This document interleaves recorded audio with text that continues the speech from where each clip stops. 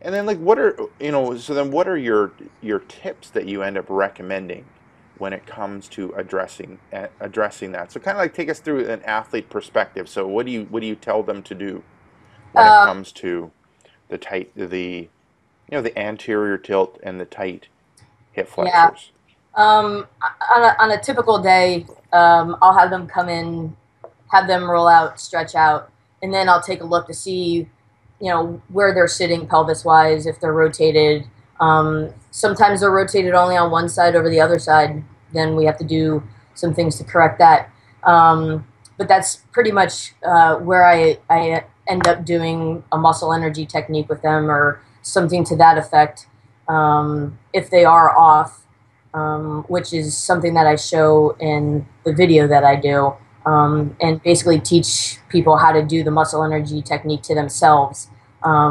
So it's a self-managing kind of uh, care, which I think if you can put the power into the Yeah. own person's hands, you're going to get a lot more mileage out of it than Yeah, being reliant on. yeah, I'm a huge fan of that. Yeah, My philosophy is I would like to, educate and empower people so that they can do it, and as opposed to being reliant upon me, yeah, and constantly coming back to see me to help them out. It isn't sustainable long yeah, term. It's better to kind of educate them, give them the tools and knowledge that they need in order to, take care of things. And it's like a bicycle. When I get a flat tire, I know how to take the flat tire off, fix the tire, and put it back on.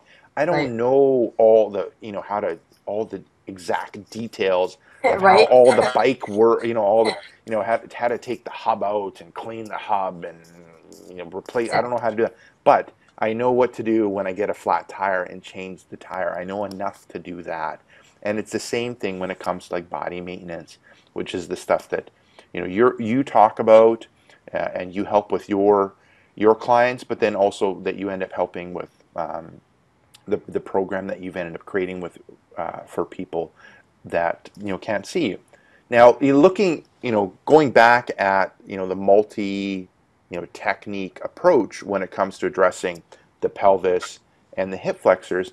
I mean, there's things that you've said. I mean, number one is probably you encourage people not to sit as much as they do, or to take like breaks when they can. exactly, yeah, Yeah. So I mean, what I end up recommending is like every 30 minutes, every yeah, 60 minutes, try to take a break and get up. You know. yeah, exactly. I'm too ADD to sit for that long, so I'm up and about all the time. So the idea of sitting at a desk for 8 hours straight would drive me absolutely insane. So I don't know how other people do that without getting up, you know, at least every hour to just walk around because I used to get stir crazy. So Yeah, yeah. I mean, you've seen me at conferences at summits. I don't sit. I can last like 30 minutes, and then it's like, okay, I got to get up. I can't sit anymore. yeah, And that ends up being one of my cues. Like when I start feeling stiff and tight, it's like it's time to kind of get up and get moving, because exactly. our bodies were never meant to kind of, Sit. yeah, they weren't really meant to sit for long periods of time. Yeah, exactly. Yeah. And that's one of the things that has been interesting is trying to educate my athletes body awareness and really understanding what they're feeling because some of them have no idea what they're feeling and once you educate them a little bit and they'll get it and it clicks and they're like, oh, that's when I need to do this, and they know what they need to do at that point. And like you said, when you give them the tools, it's awesome to see them be able to understand and how to use them as well. So Yeah. it's yeah, Yeah. But really hammering away the point that it's just not one thing. It's not like you recommend that they stretch. You say, you need to decrease what's causing the problem, which is the sitting. I mean, the stretching ends up being one, and trying right, to integrate it throughout your day. Looking at the foam rolling, which ends up kind of improving tissue quality. Then adding the trigger point stuff with the ball, yeah, addressing, hyperactive, tissue throughout the muscle. And then you end up having a special technique that you end up using, which ends up being the muscle energy stuff, which you kind of show people, when they're with you. But then you have some videos that people can end up, learning how to do that on their own. Is that correct? Yeah. Yeah. Awesome. So it ends up being, so it does sound like a lot, like 5 things that we're talking about, but like you said, it takes 10 minutes. So you're just kind of doing each of them Yep. for, 1, 2, or 3 minutes. Right. But it ends up being like a yeah, offensive attack, a Exactly. multi-offensive attack on your tight hip flexors. Hitting it from And, all angles. yeah, exactly. Which ends up being important because I'm not too sure how long you've been in the industry, but a lot of the concepts of rolling, self myofascial release or Right. self trigger point, all that stuff is relatively new to our industry. Yeah. Like, I mean, have you been Yeah. doing, yeah, I mean, have you been teaching clients I for mean, a long period doing that? yeah. I mean, I've been an athletic trainer since '98. Yeah.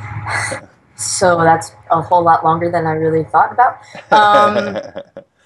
And I mean, probably started really integrating foam rolling extensively probably about 10 years ago. Yeah, yeah. Um, the lacrosse ball probably more 4 years ago maybe, but not as much as I do now. Yeah. You know, I have probably 4 balls at home Yeah. that are strewed throughout the house to roll my feet on, to roll my back on. Just Yeah. whenever you see it, I was like, oh, I should do that. And then I need my own self reminders. Need to take care of myself as well as everybody else. So yeah, but I've actually felt the difference in myself, and when I find something that works for me, I'm obviously gonna pass it on and Hmm. do what I can to help everybody else. Definitely. Definitely. Now, I mean, we're kind of reaching the end of the interview. Is there any other tips, or is there a question that I didn't ask you that you'd like to, let the readers and viewers and listeners know about? Hmm, that's a good question. You asked some good questions. I'm trying to think of any good tips right now. Um, oh man.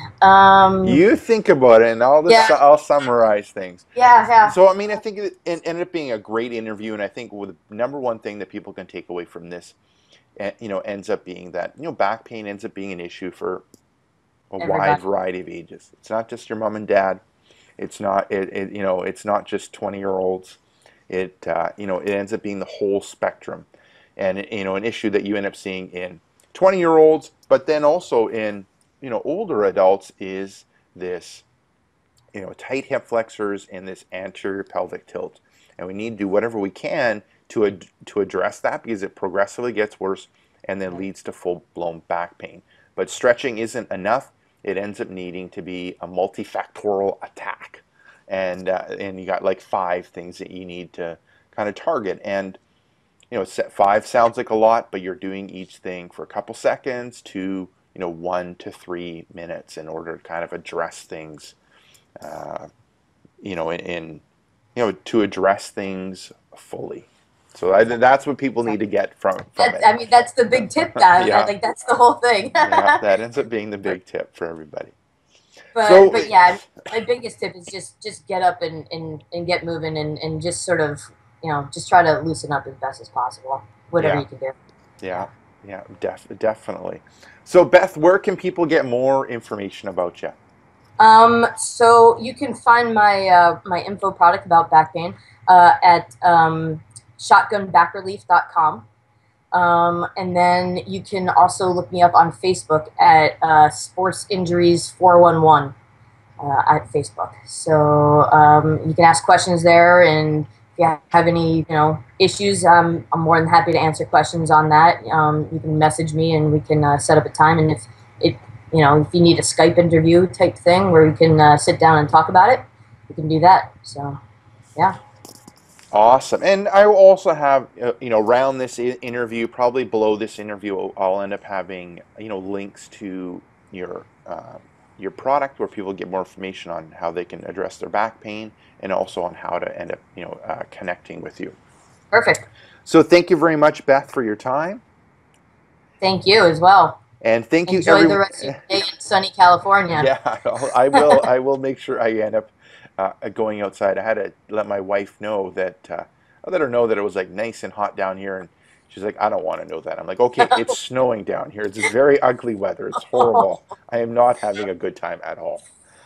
So I will No, make sure I it's get out. visual. Yeah, I will make sure I go outside and get my 20 minutes of vitamin D, and Exactly. everyone will be happy. Exactly. Enjoy. Excuse me. So this is Rick Caselge from exercisesforinjuries.com. Make sure to swing by exercisesforinjuries.com. Enter in your injury or pain. There's a good chance that I have an article, video, or an interview like this that'll help you overcome your injury or pain. Secondly, if you're watching this on YouTube, head up above, hit subscribe. What that'll do is every couple days you'll end up getting a video that ends up helping you overcome injury and pain. I call them tips and tricks, and we kind of went through some tips today when it comes to addressing back pain. Thirdly, head down below, hit like, and leave myself or Beth a question. So this is Rick Caselge and Beth saying take care and bye-bye. Have a great day.